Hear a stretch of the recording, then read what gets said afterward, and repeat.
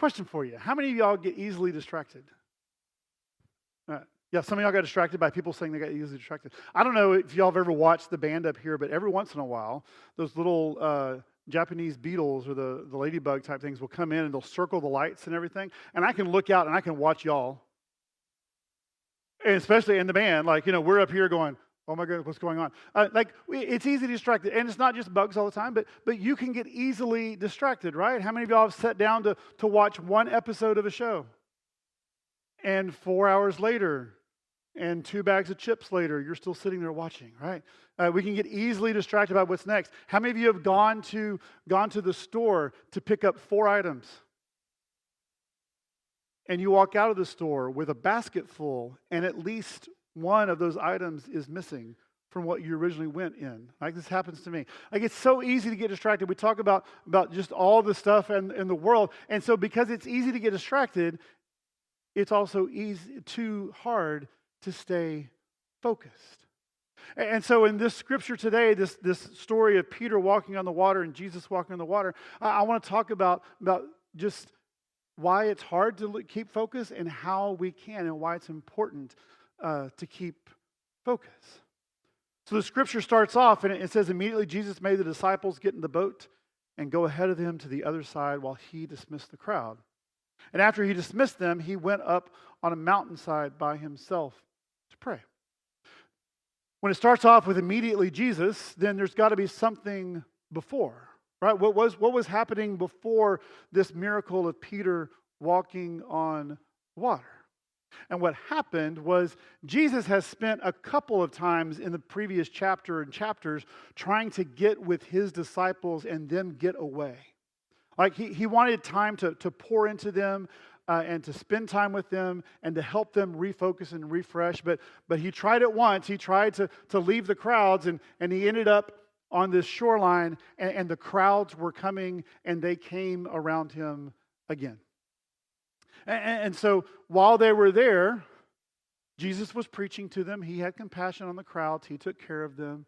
And he preached to them. And during the sermon, all of a sudden, they started getting distracted because their stomachs started grumbling. Now, I'm sure the disciples came to Jesus and were like, Jesus, we're fine, we're good, but the crowds are starting to get hungry. You ever had that? Like, I'm good, but so-and-so needs this. The crowds were starting to get restless and hungry, and so Jesus, you may remember the story that Jesus, the disciples brought to him a lunch, fish and bread, and Jesus multiplied it. And they fed 5,000 people. Now we can read over that scripture real quick and go, yeah, Jesus fed 5,000 people and then they did this. But let's stop. How many of you have cooked Christmas dinner for your family of 20 or 15? How many of you have, I know there's some, you go to UM Army. When you go to UM Army, you feed 150 kids. Right? It takes some effort and some time. So even though Jesus multiplied the fish, the disciples had to pass this out. This wasn't a 30-minute meal. This took a while. And so they spend the day, they've listened to Jesus, and then they've fed the crowds, and I am sure that they are exhausted. And Jesus knows this. And so it says, immediately Jesus made the disciples get in the boat and go ahead. I don't know if they wondered how you're going to get to where we're going, but he makes them get in the boat. He says, y'all go, and then Jesus dismisses the crowds, and then Jesus takes that time to go by himself and pray. He was trying to get away so he could pour into the disciples, and so he intentionally creates time for refresh and renewal and refocus. So the first thing that I think this story tells us about our need to focus is we need to intentionally create time to refresh and be renewed and restored by Christ being in his presence. Jesus, the Son of God, said, I'm going to take time to go pray. How many times do we get too busy and that's just something else? We have too much to do to take time to pray. And Jesus is saying, no, this is probably the most important thing you can do. Well, they go on, the story continues, and they get out to sea, and it says that the boat was already a considerable distance from the land, buffeted by the waves, because the wind was against it. I looked up that word buffeted. This is kind of a strange term. You don't normally use the word buffeted in everyday language. And it doesn't just mean that the wind was blowing.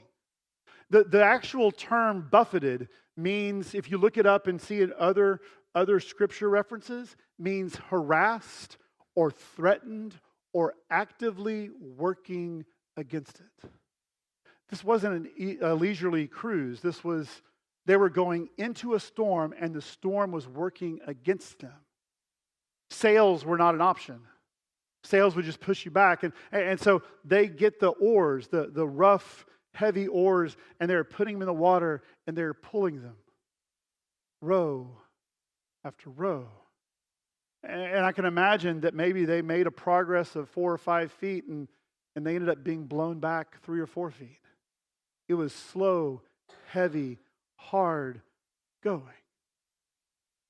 And it says that just before dawn, Jesus went out to them walking on the lake, and the disciples saw him walking, and they were terrified. "It's a ghost," they said, and they cried out in fear. But Jesus said, "Take courage, it is I." They were focused on what they were trying to do, right? They were trying to get across the lake. Jesus had told them to go, and they had encountered all these obstacles that were coming against them, and it was hard work. And their focus went from looking around to focused right in front of them. They were focused on the problem of needing to move forward, and they were relying on everything that they had, that they could do, that they knew to make the progress that they thought that they should make. Sounds familiar to me, maybe to you too. That whenever things get tough and things get going, and God has told them to go do something, and they do it, and then all of a sudden, when hardships come, when trials come, when challenges come, their focus goes straight into, what do I know? What have I done? What can I do? They were fishermen. They had been on this lake for forever. Some of them. They knew what to do, and so when they go into that mode, they are focused straight in on them. I think that happens to us, doesn't it? That when we encounter a problem or a challenge, when God's called us to do something, when we're talking about with our family, we're talking about ministry, we're talking about work or school, that often the problem in front of us becomes bigger than the possibilities of what could happen. Because whenever Jesus calls them, they look out and they see, they don't think it's Jesus. That's the furthest thing from their mind. That's not possible. That's not a possibility. That's not even entering their brain. They go and they rely on everything that they knew, and they discount the possibility of who it could be because they say, it's a ghost, and they cry out in fear. And what does Jesus do? He calls back. Take courage. It is I. Do not be afraid. The disciples focused on the problem instead of the possibility. They could only see what was in front of them. And we have this tendency sometimes when we see something right in front of us, it seems bigger. Like this pen is not bigger than Bob, right? But I can cover up Bob with this pen. I can see nothing else but Bob. Or Sarah. Or Abby. And often it's because we let our problems get in front of us and we don't keep the perspective of who God is and what He can do. Jesus called them to focus on His presence. And this story, the second thing about focus, this story reminds us is to focus more on Christ's presence than on our problems. It's so easy because it's immediate. But don't forget that God is there, and Jesus is calling out saying, hey, no matter what you're going through, no matter what trials you're hitting, no matter what the waters feel like, I am here, and I can do the impossible. And then we come to Peter. The story's kind of worked down. We had the people, then we had the situation, and then we get down to the heart of the story, and that's Peter. right? And Peter has kind of through up to this point, he has started to get who Jesus is. They don't fully understand, even up until the end, but Peter is starting to get an idea of who Jesus is and what he can do and what it means. But Peter is, for me, no offense, junior hires, Peter is like a junior high boy, right? And there's only two of them there. So like, Peter is, let's do it now and we'll think about it later. Let's go have fun. Let's jump out. Let's do it. Peter always blurts things out and does things. He calls out to Jesus here in a couple of chapters when they ask who the Messiah is. Peter blurts out then. But Peter says, Lord, if it's you, tell me to come to you on the water. For Peter, okay, Jesus, it probably is you. I don't know how. I don't know what. But if it's you, tell me to come. And Jesus says, come. Now I can imagine in Peter's mind that he was thinking, can we rethink this? I didn't really mean that. I was just testing you. And Jesus just stands there. So Peter steps out of the boat. Now there is this moment in that step. That step is huge, isn't it? Because there's a moment in that step where he can't go back. Right now, if I'm stepping off the stage, I'm still safe. I can stay. I'm good. But there is a moment when there's no turning back. And Peter keeps his eye on Jesus, and Peter walks on the water. Something else we always read through real quickly, that Peter replied, tell me to come to you on the water, and Jesus said, come. And Peter gets down on the boat and walked on the water and came toward Jesus. And then when he saw the wind, he began to sink. But let's not forget that Peter walked on the water.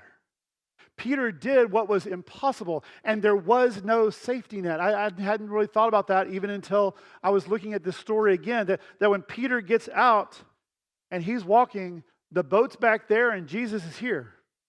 He can't save himself. He is fully reliant. It's either Jesus or nothing.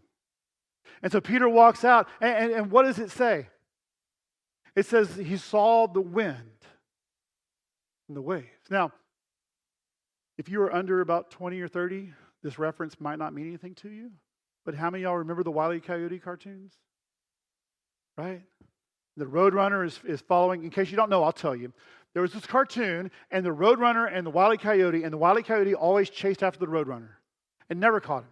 But there's a gag that they always had that the Roadrunner would run out across a cliff and run all the way straight across, like walking on the water, walking on the air. And Wile E. Coyote would run out, and he would get halfway across, and he would stop.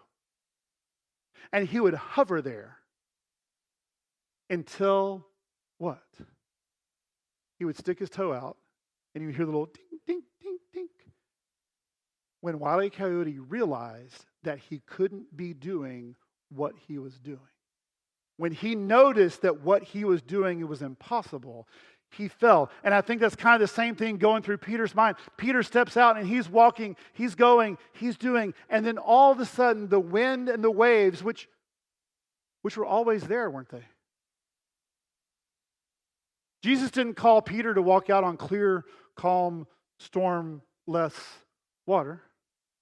Jesus didn't call Peter to step out when the waves were still and there was no problem. Jesus called Peter out in the midst of the storms, in the midst of the waves. He says, I am greater than the waves. God's not going to always wait until everything's perfect in your life to call you to do something, is he?